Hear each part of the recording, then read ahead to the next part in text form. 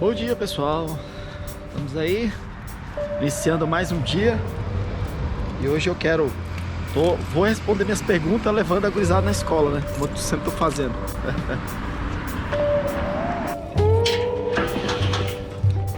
Hoje eu vou responder a pergunta: por que fazer missões, né?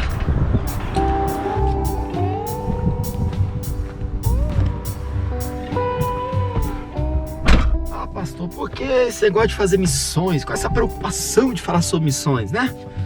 Vou falar sobre isso aí, tá?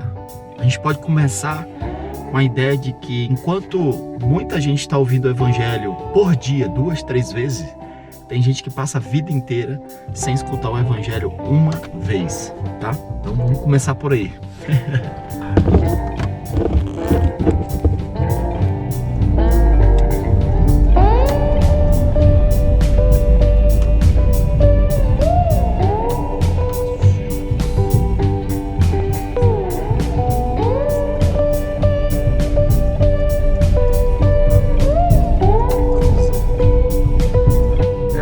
Povo de Deus, já deixei a gurizada no colégio, já deixei os meninos ali no colégio. Essa é a nossa rotina, né? Quem é aquele pai de família tem que levar. Agora daqui a pouco eu vou estar já chegar em casa, tomar aquele café que eu não tomei o café ainda e vou começar já o trabalho pelo projeto, né? Tem algumas coisas que nós temos que agir. Mas assim, quando se fala de missões, a pergunta é: por que fazer missões? Por que esse negócio de fazer missões? Na minha cidade tem tanta necessidade, né?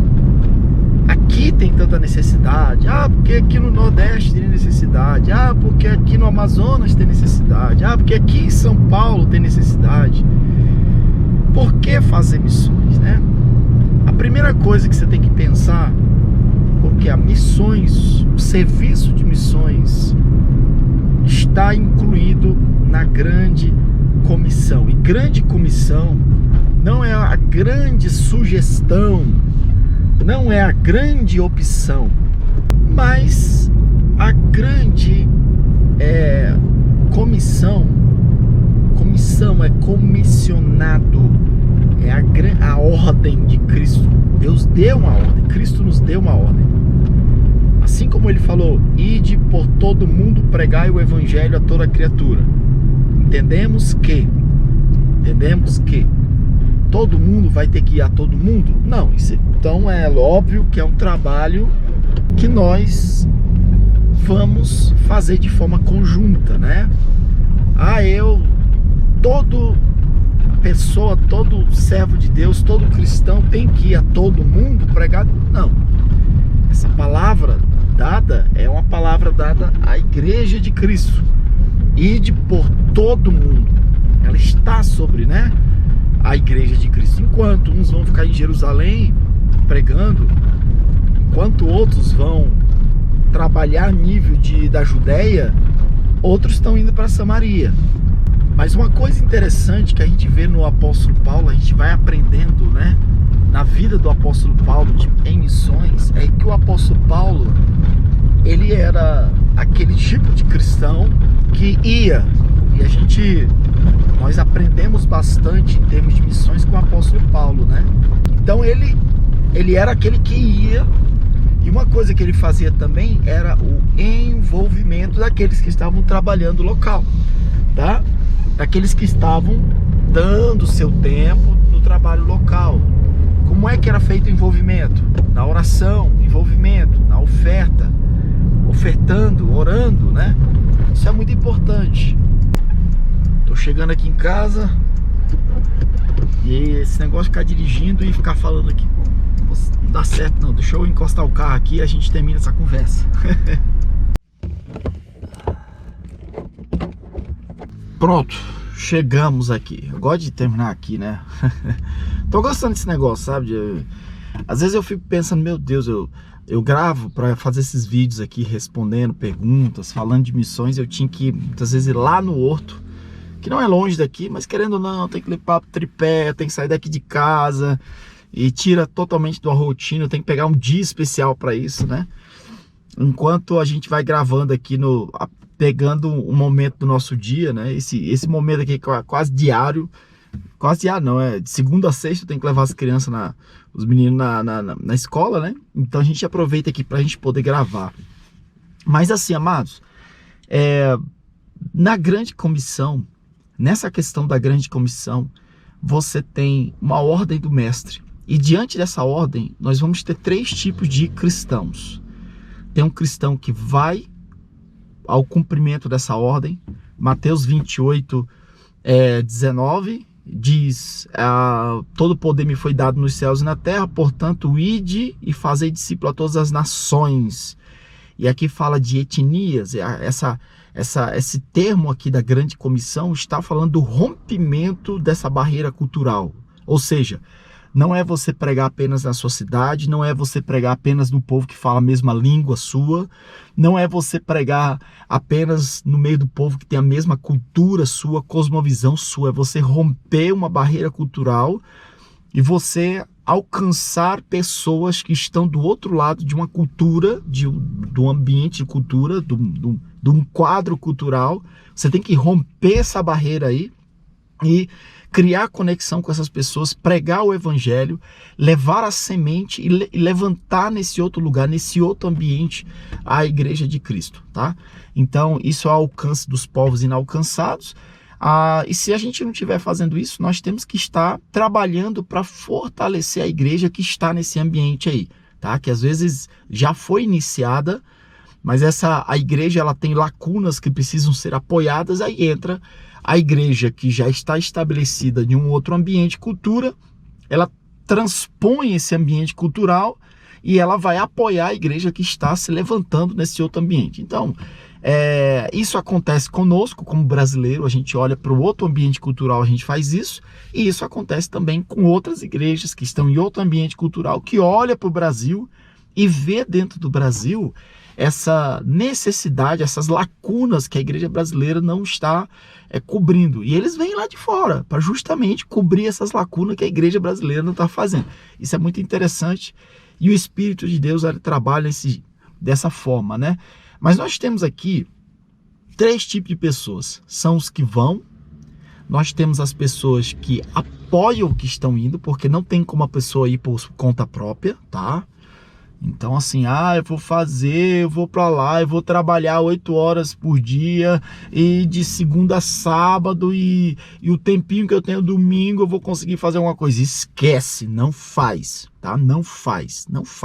Em casos extremos e por curto período de tempo, o missionário ele pode até surgir uma solução de apoio, mas dizer que o camarada vai fazer alguma coisa num largo período de tempo, a não ser, também aqui tem esse outro ponto, né?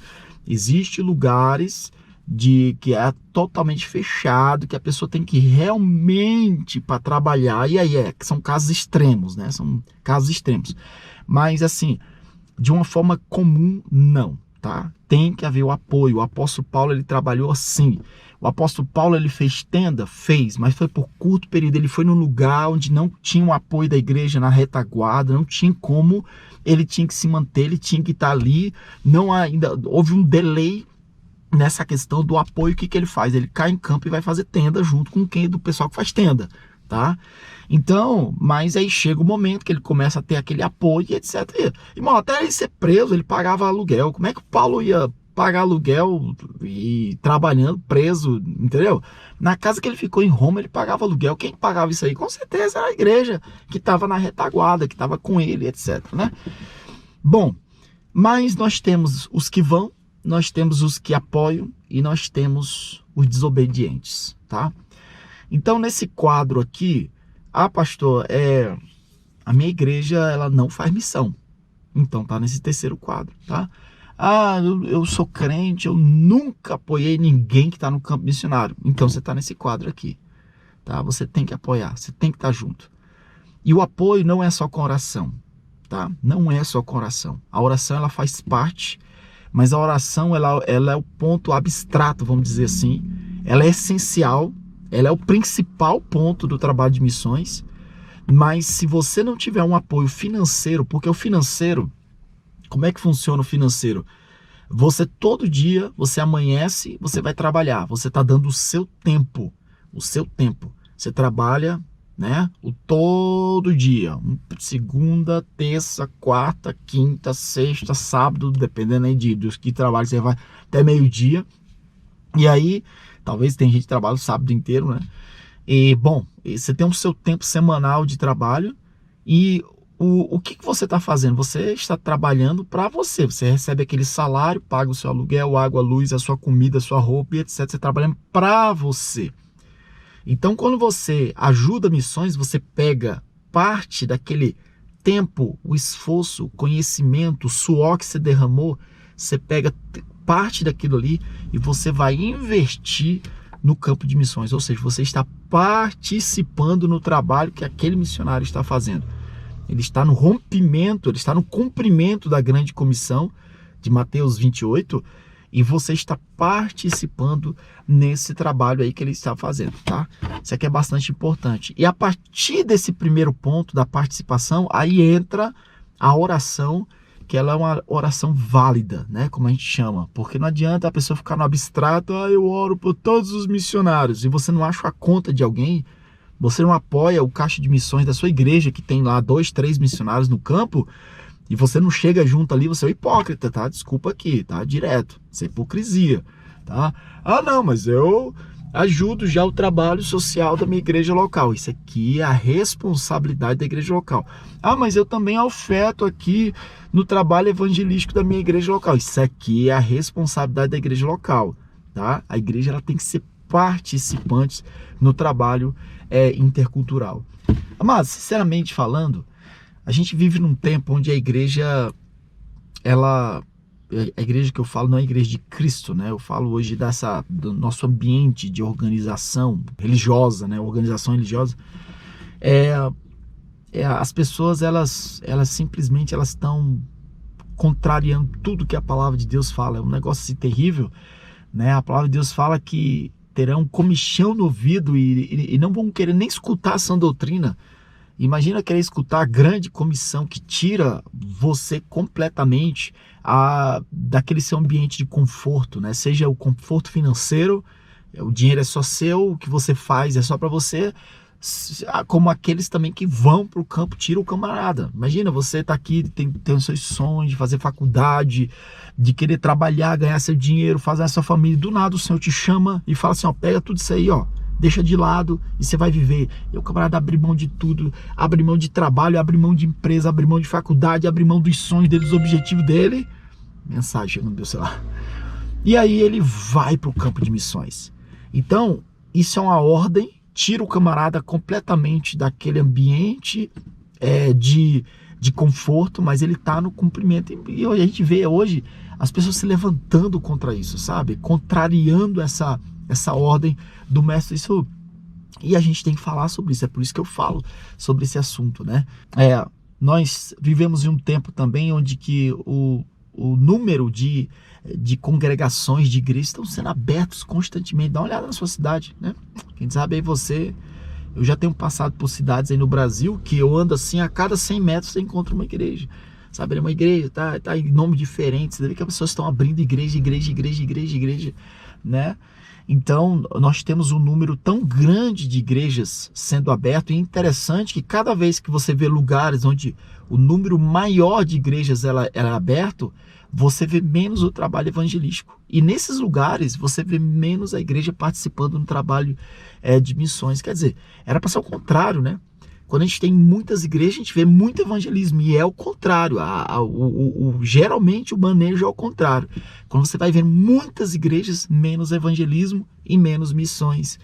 E agora por quê? Né? A gente pode até um dia falar sobre esse assunto aí, mas nós estamos vivendo essa época e a gente não pode aceitar. Nós temos que falar, é por isso que eu trago aqui no canal e eu falo sobre esse assunto, né?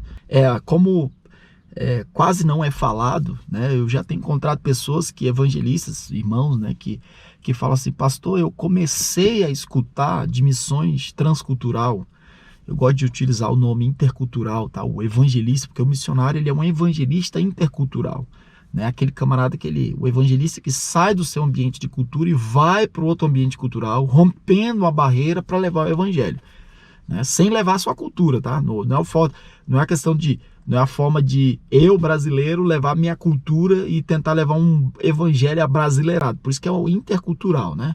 Eles têm a cultura deles lá, sou eu que faço adaptação na cultura deles e gero conexão. Isso é o interculturalismo, tá?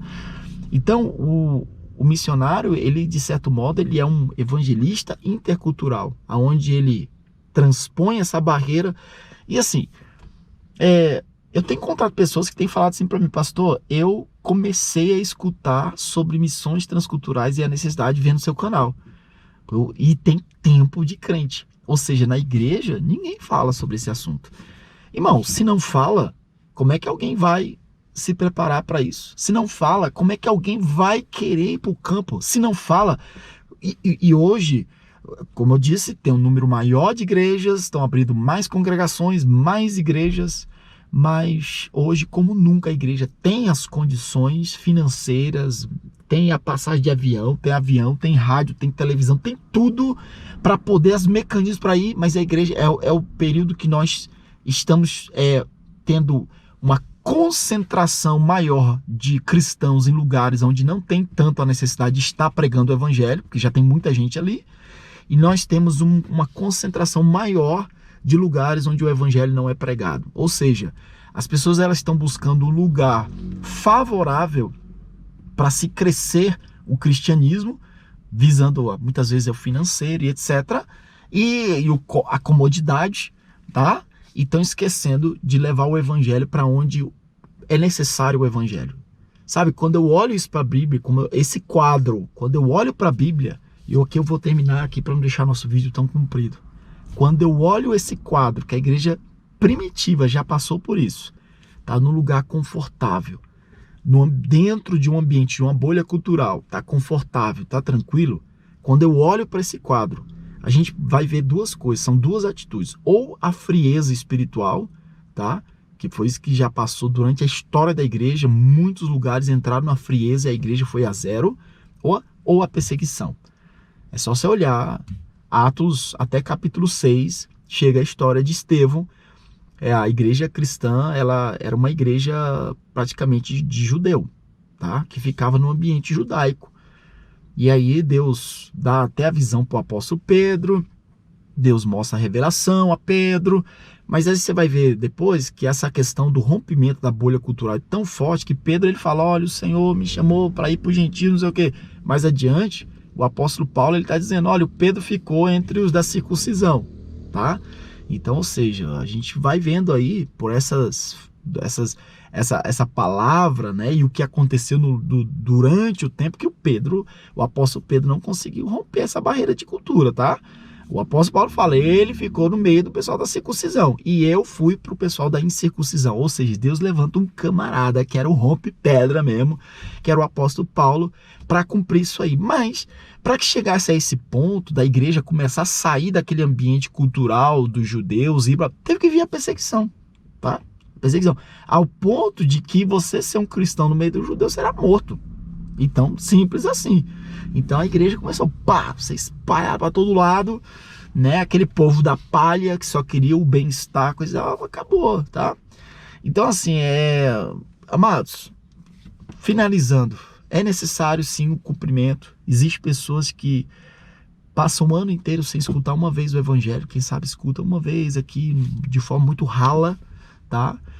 E às vezes o missionário ele tem aquele foco de ao menos dar oportunidade. Você sabe o que é isso? Você dá oportunidade para uma pessoa, né? Muitas vezes na Bolívia eu trabalhei assim, a gente sabendo que aquelas pessoas que moram lá no campo, em determinados lugares, onde não tem igreja, onde não tem ninguém pregando, e você pensar assim, nós vamos levar o evangelho naquele lugar, naquela região, para aquele povo, e você está dando a oportunidade dela receber muitas vezes uma vez. Ela está um ano inteiro, ela não teve encontro com o evangelho, ninguém falou de Jesus, ela não teve Ninguém falou da Bíblia naquela pessoa. E se você vai conversar com ela, eu não sei, a última vez que eu escutei sobre isso aí já faz uns 3 anos atrás, alguém passou, escuta, entendeu? E isso é a realidade muitas vezes da América Latina, não é a realidade muitas vezes da sua realidade aí do Brasil, né? Mas é a realidade da América Latina, é a realidade de muitos lugares na África, tribos na África, né? No mundo tem lugares aí, ó, para que você possa ter ideia. Se eu não estou enganado, o número é esse, se eu não me engano, 1/3 da população mundial nunca, tá? E aqui eu fecho meu vídeo. 1/3, 1/3, 1/3 da população mundial nunca ouviu falar de Jesus. E aí eu faço uma pergunta para você: por que eu não vou falar de missões? Por que eu vou ficar calado, não vou incentivar, não vou ensinar, não vou falar? E porque eu vou achar que o mundo é a minha realidade daqui, a sua realidade aí, né, aqui, ó, que é uma coisa que, quando eu cheguei aqui nessa região aqui onde eu tô, eu até fiquei impactado, porque aqui na frente da minha casa tem uma igreja aqui, ó, tá? Eu morava na Bolívia, em um bairro onde eram 5 bairros juntos que não tinha uma igreja. Eu fazia culto na minha casa, mas não tinha uma igreja, tá? E muitas vezes, depois de muito tempo morando na Bolívia, o único lugar que eu ia geralmente eu ia para o Rio de Janeiro, São Paulo, voltava para a Bolívia. Vim aqui também, né, visitar meus pais aqui no Paraguai, aqui na fronteira. E aqui nessa fronteira, eu já vou mostrar essa diferença, eu já fiz vídeo falando sobre isso. Você sai do lado do Brasil, você acha igreja para todo lado. Você vai para o lado do Paraguai, você passa a fronteira, você já viu o vídeo, né, nossa, aqui como é que é. Você passa a fronteira, e aí você já não tem tantas igrejas assim. Que interessante, né? O que está acontecendo para a gente chegar a esse quadro aqui? Onde no Brasil você abre igreja a cada esquina e às vezes do outro lado da fronteira ali você não tem tanta igreja, tá? Então assim, esse sentimento missionário nosso, missionário no sentido não de ser um evangelista, mas o sentimento missionário de ir aonde ninguém está indo, de ocupar um espaço onde não tem ninguém ocupando espaço ali, onde não tem ninguém pregando. Esse sentimento ele tem que tomar conta do nosso coração, tá? E esse é o motivo pelo qual eu falo de missões. Por que fazer missões? É isso aí, tá? A realidade de muitos lugares não é igual à sua realidade, até mesmo aqui. Então nós temos que nos preparar, olhar para outros lugares. E o meu desejo, quem sabe, de estar aqui fazendo esses vídeos é que Deus possa levantar pessoas que possam olhar, né, para os lugares que realmente tem uma necessidade, né, do evangelho, que possam se doar, né, que não possam ter apenas aquele pensamento do pastorzinho bonitinho, da igrejinha com ar-condicionado. Não tem nada errado disso não, tá? A nossa igreja aqui tem ar-condicionado, tá? O pastorzinho bonitinho do carro novo, meu carro é velho, mas não faz mal não. Se tiver um carro novo, faz mal não. Nada disso é pecado. Tô falando mal de nada disso. Mas o camarada colocar o foco só nisso, tá? Não, meu sonho é ser um pastor de uma igreja com ar-condicionado, com um carro novo, jogando. Amado, e aí eu faço a pergunta: e se Deus te mandar lá para um lugar onde não tem nada disso? Entendeu? Então é isso, sabe? É isso, tem que arder no nosso coração e ser missionário, fazer missões. A necessidade de missões é justamente você viver essa realidade, tá bom? Gente, é isso aí, já meu tempo aqui já passei, né? Eu faço esses vídeos compridão aqui porque esses vídeos compridos eu tenho uma comunicação com gente que realmente quer aprender, né? O povão do... eu só quero ver o que ele tem para dizer. É o povão dos vídeos de 3 minutos, né? Mas eu gosto de trazer esses vídeos mais compridos aqui, falar e falar daquilo que realmente queima no nosso coração, né? Que é o alcance das almas e alcançar vidas e levar o evangelho aonde ainda o evangelho não está sendo pregado ou pouca gente está pregando ali, e que isso possa arder no nosso coração, amém? É isso aí, um abraço, Deus abençoe, até mais.